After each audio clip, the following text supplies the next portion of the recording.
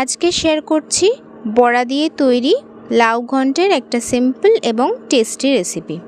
তো এর জন্য প্রথমে মুসুর ডালটাকে সারা রাত ভিজিয়ে রাখা হয়েছিল আর লাউগুলোকে সরু সরু টুকরো করে কেটে নিয়েছি। ভেজানো মুসুর ডালের সাথে দুটো কাঁচা লঙ্কা, সামান্য নুন দিয়ে এটাকে মিক্সার গ্রাইন্ডারে পেস্ট করে নিয়েছি। একটা পাত্রে পেঁয়াজ কুচি করে সামান্য নুন দিয়ে একটু মাখিয়ে নিচ্ছি, এতে পেঁয়াজগুলো নরম হয়ে যাবে। এরপর নুন মাখানো পেঁয়াজগুলো ওই ডাল বাটার মধ্যে দিয়ে মাখিয়ে মিডিয়াম ফ্লেমে বড়াগুলো ভেজে নিতে হবে। এরপর সমস্ত বড়াগুলো ভাজা করে তুলে রেখে দেব। আপনারা চাইলে এই বড়া ভাজাটায় পেঁয়াজ নাও ইউজ করতে পারেন।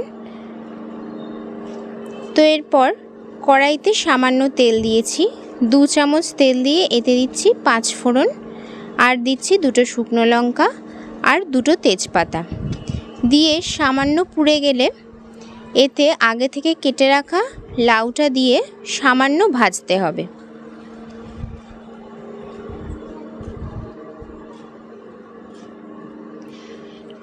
লাউটা ভাজতে ভাজতে অনেকটাই জল বের হবে, তাই খেয়াল রাখবেন যে লাউটা ভাজতে দেওয়ার সময় কোনো রকম জল যেন এর মধ্যে না থাকে। তো এরপর সামান্য ভাজা হলে এতে দিয়ে দেব পরিমাণ মতো নুন। পরিমাণ মতো নুন দিয়ে নাড়াচাড়া করে ঢাকনা চাপা দিয়ে 10 মিনিট মতো রাখতে হবে। এরপর ঢাকনা খুলে দেখুন বেশ অনেকটাই জল এতে ছিল, সেটা কিন্তু শুকনো হয়ে গেছে একেবারেই। এরপর লাউয়ের পরিমাণটা অনেকটা কমে যাবে। এতে এরপর দিচ্ছি সামান্য হলুদ, সামান্য জিরে গুঁড়ো আর সামান্য মরিচ গুঁড়ো দিয়ে নাড়াচাড়া করে এটার মধ্যেকার সব জলটা যাতে শুকিয়ে যায় তাই ততক্ষণ পর্যন্ত কষিয়ে নিতে হবে। আর যত ভালো করে এটা কষানো হবে তত কিন্তু কাঁচা মশলার গন্ধটাও এর থেকে চলে যাবে। আর এইভাবে খুন্তির সাহায্যে কিন্তু একটু চেপে চেপে এটাকে কষছি, তার কারণ হলো লাউয়ের মধ্যে থাকা জলটা বাকি জলটুকুও যাতে একেবারেই শুকনো হয়ে গিয়ে এটা ভালো করে কষানো যায়। তো এরপর এর মধ্যে দিয়ে দিচ্ছি 1.5 বাটি জল দিয়ে এরপরে আমরা 2 মিনিট মতো ফোটার পর দিয়ে দেব আগে থেকে ভেজে রাখা ডালের বড়াগুলো।